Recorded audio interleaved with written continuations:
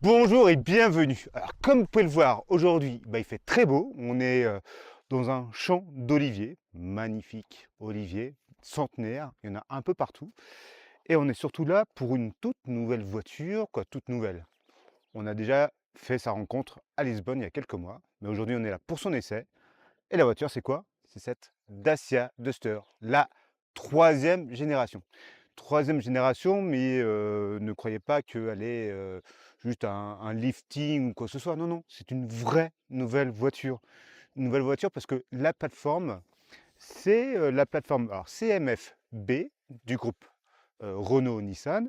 C'est une plateforme qui sert par exemple pour le Captur, l'Arcana, même la Clio.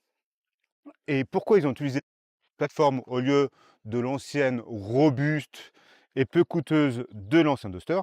C'est parce que cette plateforme permet des évolutions techniques notables, comme par exemple ce qui se cache dans notre version, un moteur hybride, un moteur full hybride pour être exactement. On est sur le fameux moteur que vous avez sur les Clio, sur les Captures, donc un 1,6 litre 4 cylindres atmosphérique de 90-92 chevaux, plus un moteur sur la boîte de vitesse qui sert d'alternant démarreur et un autre sur le train avant. Et l'ensemble développe 140 chevaux. À quoi ça sert? Ça sert à consommer moins. Oui.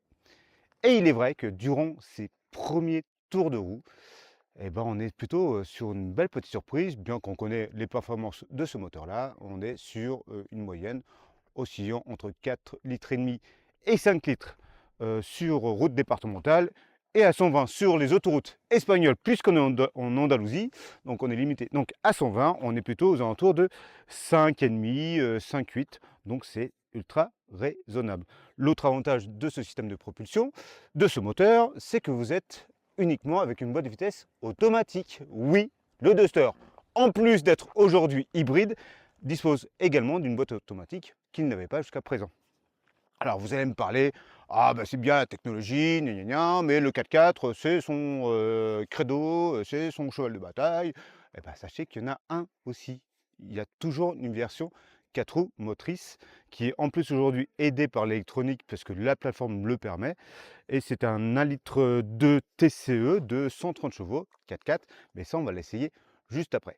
Moi, ce que j'ai envie de faire là, c'est plutôt un petit rapport là sur tout ce qui est style, parce que franchement, il a de la gueule, il a une sacrée gueule.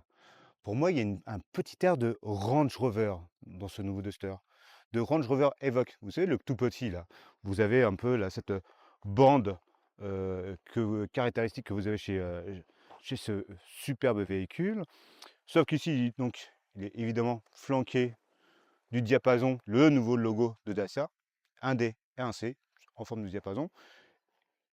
Il n'y a pas des LED dessus, hein. C'est juste une superbe astuce, c'est blanc, ça réfléchit, et donc on a l'impression que c'est des LED. Mais non, non, les LED se contentent d'être juste au niveau des optiques. Et là, vous avez la nouvelle signature de Dacia, le Y. Il y en a partout. Autre chose aussi importante à relever, c'est tous les plastiques que vous avez ici. Aujourd'hui, ce sont des plastiques dont une grosse partie est recyclée. Mais surtout le plus intéressant pour nous, surtout quand on fait du 4x4 ou même de la ville, c'est qu'ils sont teintés dans la masse. Donc dès que vous le rayez, vous ne le voyez quasiment pas parce que vous avez la même couleur à l'extérieur qu'à l'intérieur. Ça, c'est une vraie astuce qui permet d'être un peu plus à l'aise en ville ou en faisant donc du tout chemin. Et ces plastiques-là, vous les avez donc sur cette face avant, les arches de roue, vous avez cette caractéristique ici qu'on avait sur la première génération de Duster et qu'on retrouve aussi partout. Et vous l'avez évidemment dans la partie, sur la partie arrière, évidemment au niveau des pare-chocs. Et comme vous pouvez le voir, c'est plutôt assez joli, encore une fois, c'est assez élégant.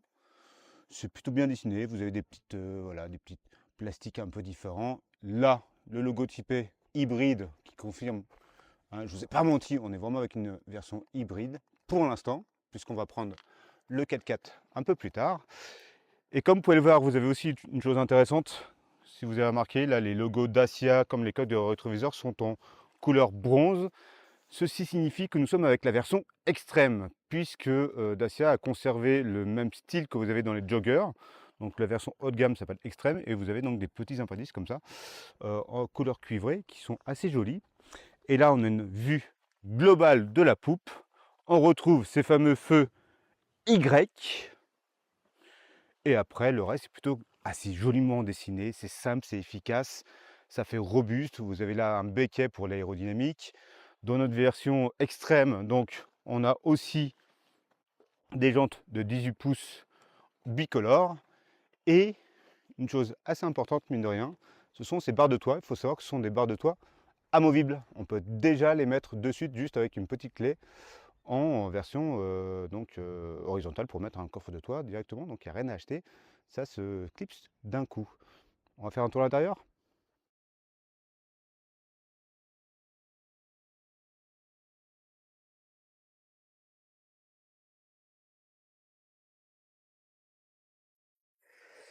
Alors, ce fameux nouveau Dacia Duster. Déjà, une chose qui est vraiment super sympa, c'est l'animation quand vous rentrez à l'intérieur de ce Duster qui, sous le fait de singer une cartographie en 3D, nous accueille. C'est plutôt assez sympa, donc ça donne déjà l'esprit de la voiture. Évidemment, le Duster, donc ça reste un SUV urbain plutôt baroudeur, et ça se voit dans son approche, dans son dessin, globalement. Ici, tout est nouveau, encore une fois, on n'a rien gardé de l'ancienne génération. On est vraiment sur quelque chose de tout neuf. Et à savoir que tout s'articule, comme dans toutes les voitures modernes, donc c'est pour dire qu'il est vraiment moderne, sur l'écran central. Ici, on a le droit donc à un système multimédia sur une dalle de 10 pouces. Donc c'est pas super réactif au niveau du GPS. En plus, c'est une option parce que vous avez le droit de la mise à jour. Vous voyez, c'est un peu lent. Bon, mais à savoir, pour moi, le plus intéressant, c'est surtout c'est qu'il est compatible avec Apple CarPlay et Android Auto. C'est plus efficace. Moi, je n'utilise que ça dans toutes mes voitures. Donc, techniquement, je m'en fiche un peu de qu'ils soient un peu lents au niveau du GPS, puisque tout le reste fonctionne plutôt assez bien. Vous avez droit à plein de petites applications. Ici et là, on a le droit donc, par exemple, au système de conduite, l'éco-conduite, ces choses-là. On voit vraiment pas mal de choses, c'est assez efficace. Des informations justement sur, là en version off-road, on voit qu'on est un petit peu penché sur la gauche et avec l'avant qui est aussi devant, donc comme vous avez pu voir tout à l'heure. On fait là en ce moment du tout chemin. Non, c'est plutôt assez sympa, c'est réactif, donc tout se passe bien. Le deuxième écran, donc c'est l'écran du conducteur. Lui aussi, il est digital.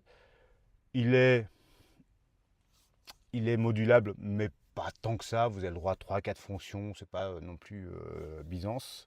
C'est assez dommage d'ailleurs, j'aurais voulu un peu plus. Et il n'est pas si grand que ça. Là, vous avez vous avez l'impression d'avoir une grande dalle, mais en réalité, il commence ici et il s'arrête là. Ça fait que 7 pouces. Là, c'est des petites astuces, ils ont mis des lumières, mais c'est totalement fake, hein, ce n'est pas du tout l'écran. Moi, j'aime beaucoup maintenant l'intérieur globalement dans son dessin. Donc là aussi, on est très inspiré du Range Rover, je trouve. Range Rover ou Land Rover.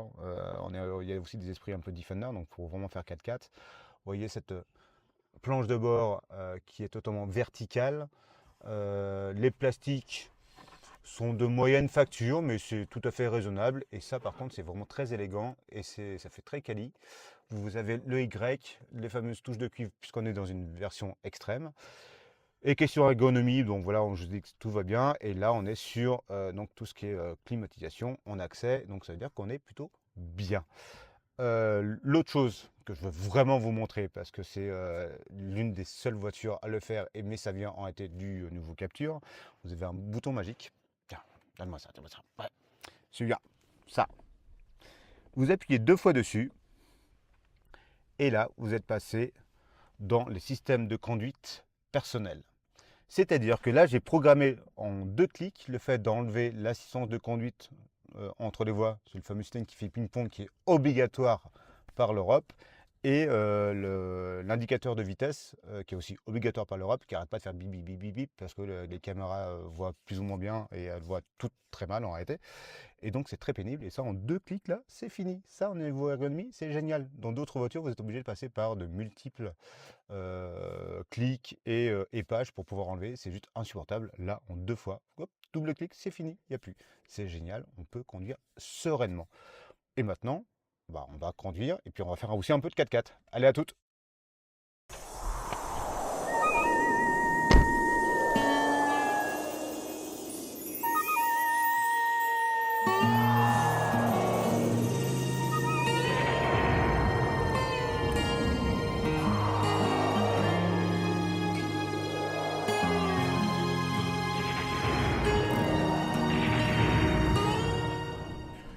Toutes les générations du Duster ont toutes été saluées par leurs compétences dans le touchement et même dans le 4x4.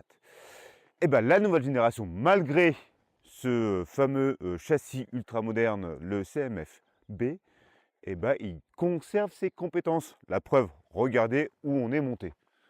Tout simplement en haut d'une montagne avec de la roche, du sable et tout ça juste avec une version traction avant. Ce n'est même pas encore la version 4x4.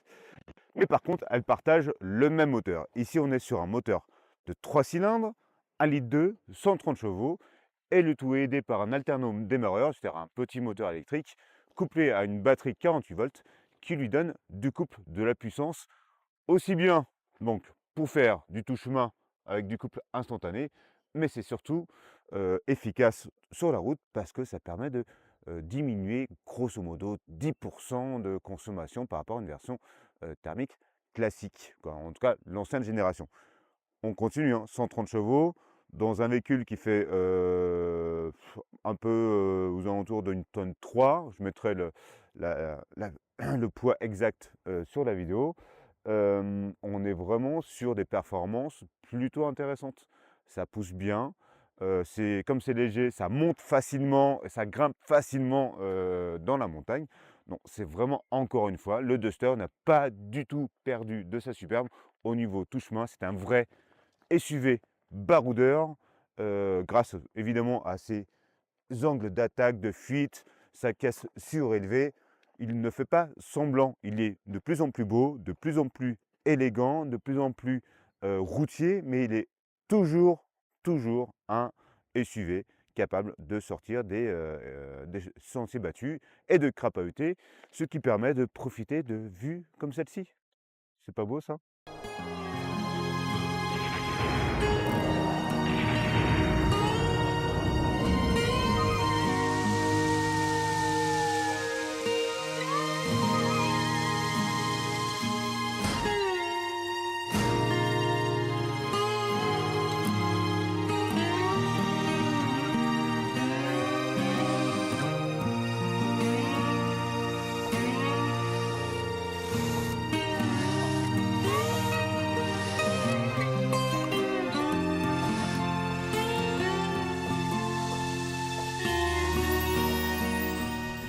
Alors pour finir notre expérience avec ce nouveau Duster, Dacia nous a mis à disposition celui-ci. Alors en dehors de cette superbe couleur verte, un peu kaki, métallisée, qui est vraiment pour moi l'une des plus belles couleurs, surtout avec cette finition extrême, avec les les rétroviseurs couleur cuivre, puisque c'est donc la finition.